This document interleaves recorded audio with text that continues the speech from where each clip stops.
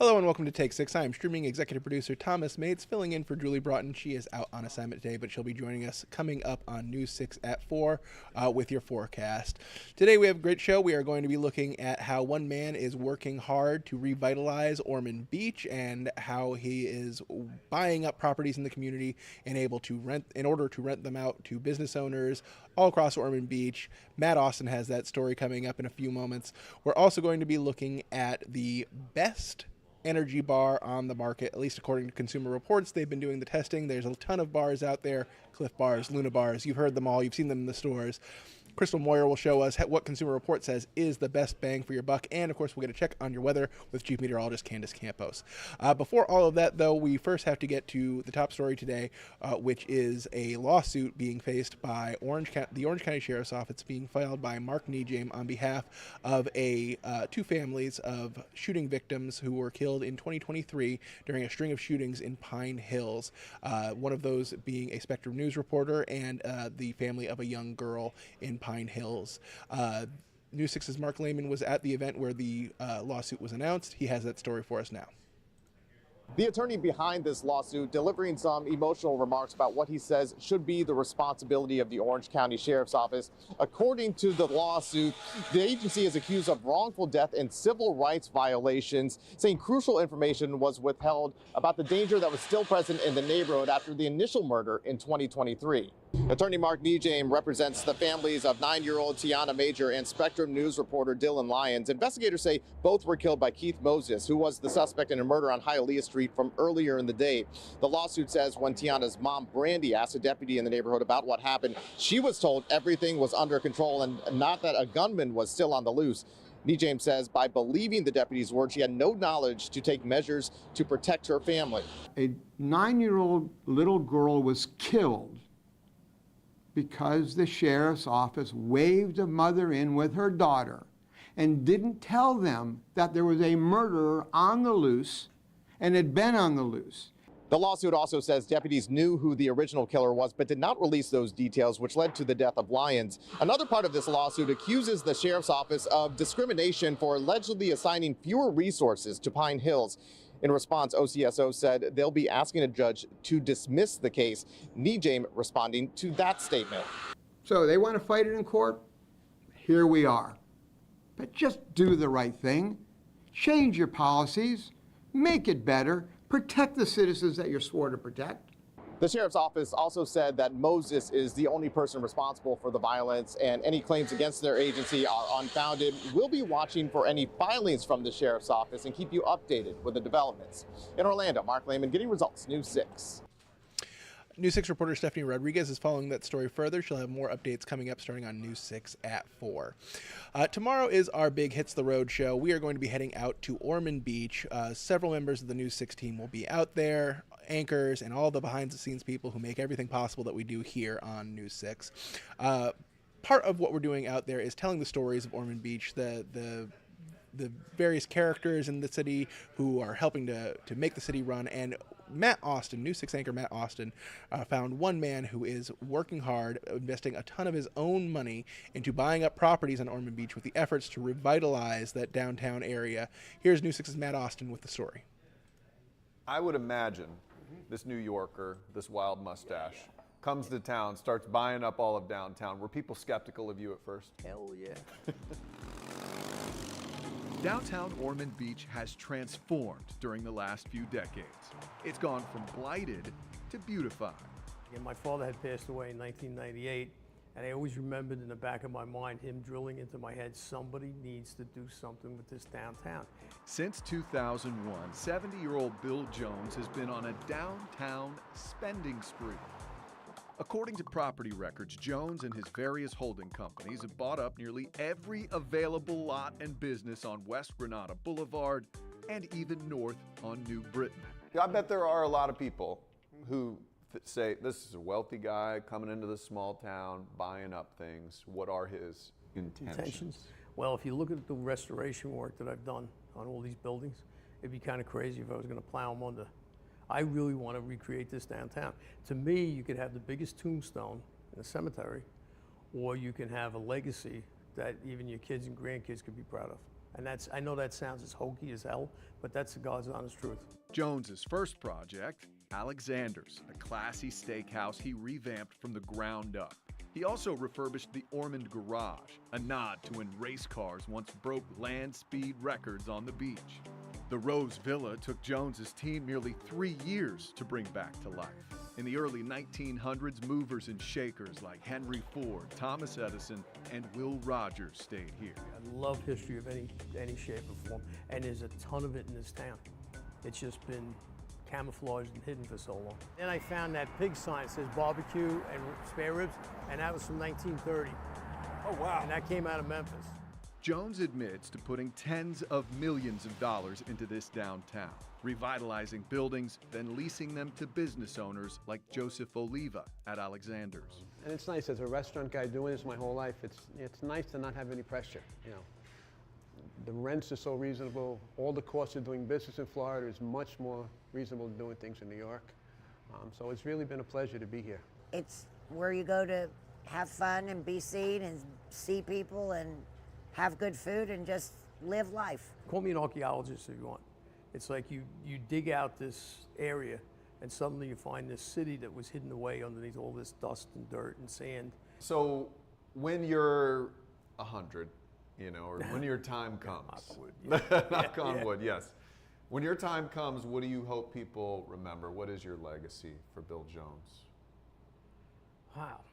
Okay, you're asking for that one. This is an epitaph, right? Give it to me. He tried. You know, I mean, that's about it, you know. That was News 6 anchor Matt Austin reporting.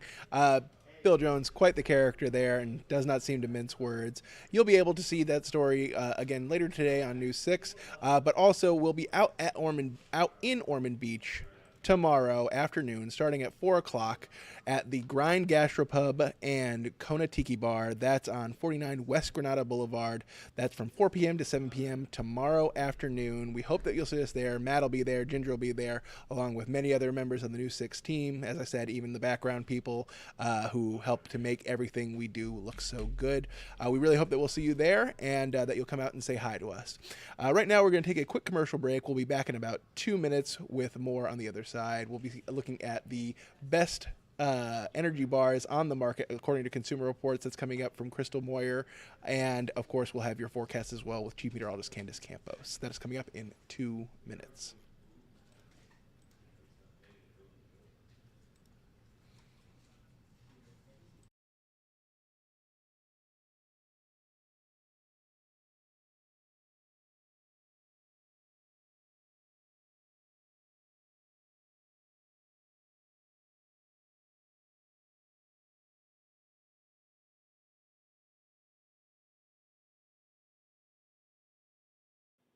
They're in grocery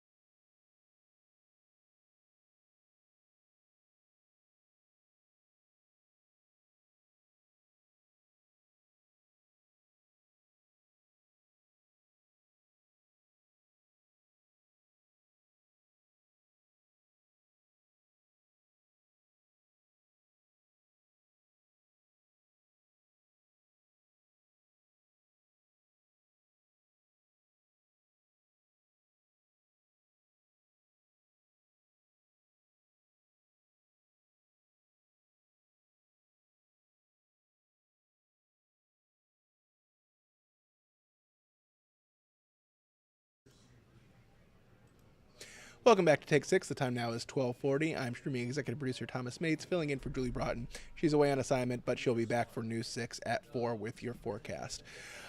Energy bars are everywhere. You can find them in store shelves, at CVS, pharmacies, convenience stores, you name it, they are available to you to buy. But there are dozens of them. So News 6 anchor and insider guide Crystal Moyer took a look at Consumer Reports to find out which are the best on the market for your dollar. Here's her story.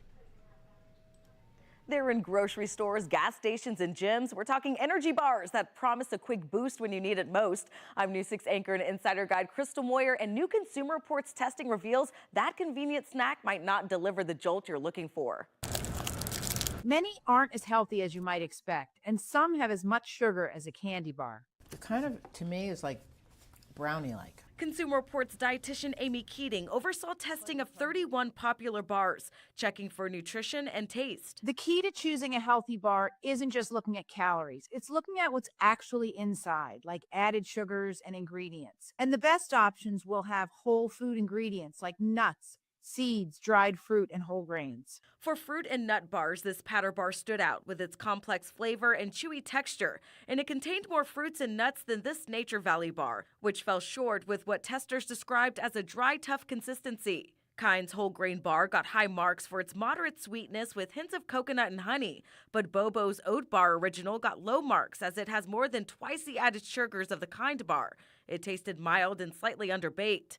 And in the protein category, this 88 Acres bar impressed testers with its sweet and slightly salty mix featuring real pumpkin seeds that give it its protein, as opposed to more highly processed isolates like in this Think bar, which testers thought tasted bland and had a slightly bitter aftertaste. When shopping for your next bar, Consumer Reports says to look for bars with no more than 7 grams of sugar. I posted the daily recommended amount of added sugars according to the American Heart Association in the article on clickorlando.com/insider. In the studio, Crystal Moyer, getting results, News 6.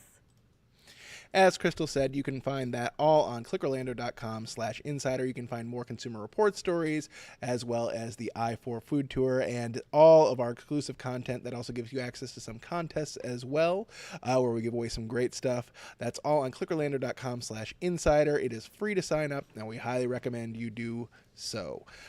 Okay, before we let you go for today, we're going to be getting a quick check on your weather with Chief Meteorologist Candace Campos.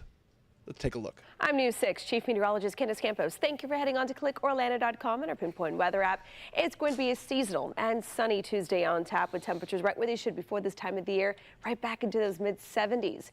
Then as we head into Wednesday, we're going to be warming back into the 80s, all ahead of another pretty strong cold front. This one will pack a lot more rain than it did on Sunday, all because an area of low pressure is originating out of the Gulf. And as it surges through central Florida, we will see a decent shot for some rain, maybe a few thunderstorms.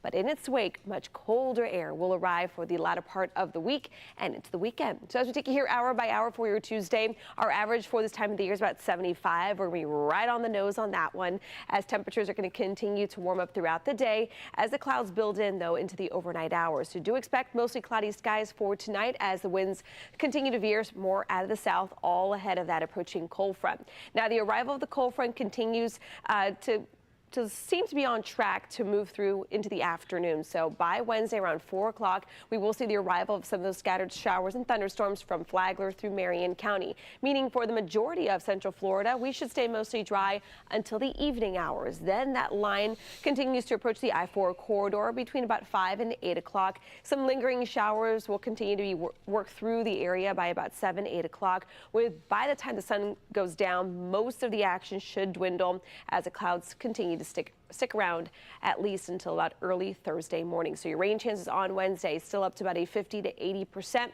Higher the further north, a little lower the further south we go, but still an overall decent shot for some rain.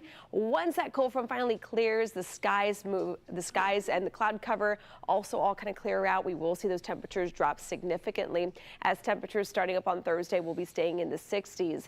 But notice even colder air is expected further north, with some of the coldest air we've seen so far this season. Just kind of a quick wide view. This looks like Wednesday morning temperatures in areas like Minneapolis. The actual temperature could be -10 degrees. Areas of Fargo at -19. Locally here, the only cold Arctic air we'll feel will be bringing temperatures into the 60s for our highs. Overnight lows could dip down into the 40s as we head into early Friday morning. Okay, that will do it for us today here on Take 6. We thank you so much for joining us. We'll be back starting at 4 with all your weather and traffic, including meteorologist Julie Broughton. She'll be joining us then. Thank you again for watching, and we hope that you'll join us tomorrow at our Hits the Road show in Ormond Beach. Again, that'll be from 4 to 7 p.m. Thank you so much for watching today, and have a pleasant day.